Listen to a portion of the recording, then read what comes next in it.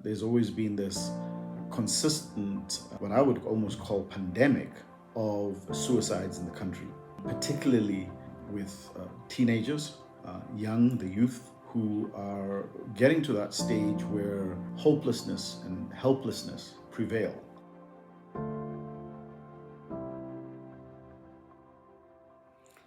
Hello, everybody, and welcome to another session of Visualize with Vik. Once again, please subscribe. It makes it great to know that there are people subscribing, and then click on the notification button for you to be informed when we upload some of our content. So I thought I'd talk about, it's been a really difficult week, simply because we've had quite a number of tragedies. And these tragedies are a consequence of suicides. And we're beginning to experience, and when I say beginning, it might not necessarily be beginning, but we're certainly experiencing an upsurge of well-known people, taking their lives, as well as the fact that there's always been this consistent, what I would almost call pandemic of suicides in the country, particularly with teenagers, the youth, who are getting to that stage where hopelessness and helplessness prevail. And I always say that, when you get to that stage of both hopelessness, where you just can't see possibilities, your level of expectations are diminished, your desires don't really exist, and helplessness, where your ability to actually overcome that, or your ability to find alternative methods or methodologies or processes to try and deal with it just doesn't feel like is viable, then it's a concoction of a real tragic situation. And one of the courses we started in Value Ed this month was on bullying. And I've learned a lot. Having assumed that I understood the context of bullying, I have learned a lot just from one session. This is an amazing course. Please join us. Come and listen to a behavioral and mental health specialist, Glenda Jumira, talk about this essence of bullying and what it means. And we were just defining bullying. And it's interesting how in the constructs of bullying, we always equate it to the physicality of an event, right? So we equate bullying with, fights or, somebody being physical. But I never understood or even appreciated the construct of bullying when it's non-physical and where it resides. The other thing about bullying is that there are certain contexts or places we don't associate bullying with. And an example would be the workplace, right? Nobody's ever used the terminology, I'm being bullied at work. And yet, having gone through this process and learned some elements in this course, bullying in the workplace is as prevalent as bullying anywhere else. The other thing that was really of interest was the long-term impacts of bullying. And sometimes we underestimate that what happened to us as a child, as a youth, in the constructs of bullying, is something that sits and resides with us for a long time. Again, we don't usually term bullying at home, right? Where we experience maybe some kind of discipline. We use the word discipline.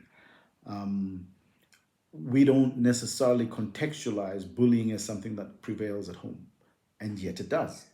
And all these consequential, impacts of things that happen to us are things that we carry with us. And sometimes we underestimate how prevalent they are residing within us. And when you combine those with your day-to-day challenges of life, then again, this concoction mixes up into something that can be, quite serious. And what we're trying to do at Value Ed consistently is to create a platform where conversations can be had. But as importantly as that, learnings can be had, right? Do you understand the difference between conflict and bullying? And when you begin to understand the differences between those, then you will begin to appreciate how you could also be a bully in the manner in which you communicate or in the manner in which you project yourself. I never knew that, there was a difference. And I've never actually even sat down to understand in my own context, is there an occasion when I've experienced it, or is it an occasion when I've even dished it out? And particularly in the workplace, the line is very thin between utilizing your position of authority to make a point clear and utilizing your position of authority to undermine people. And I think in a leadership position, we need to be very clear as to how we contextualize that. So I urge South Africans, and for those of you who are listening globally, to spend time in trying to diagnose and assess oneself, to be aware of what's going on around you. Another context of conversation was bystanders. Bystanders are victims to bullying as well, because there's nothing more disconcerting than finding yourself in a helpless situation where you are witnessing something but can't intervene for whatever reason, or don't intervene. And those are also scars that can be carried with you for quite a while. So we need to work together in this construct of trying to understand, how do we make lives for not just ourselves but others comfortable in a manner in which we're able to deal with each other without leaving the proverbial scar on each other. This thing called the mouth and this thing called the tongue is powerful, and it can hurt, and it can scar, and it can leave impressions for a long time. And it's important for us to be aware of that.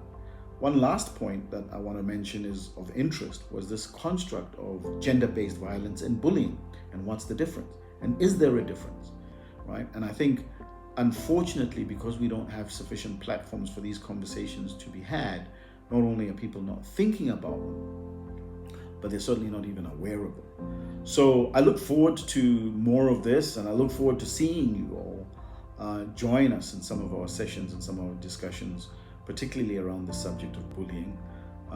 We are paying great tribute to those who have gone before us, having had the difficulties that they've had, and we are hoping that they are now resting in peace as we, continue to battle this life that we live in a manner in which gives us peace whilst we're alive.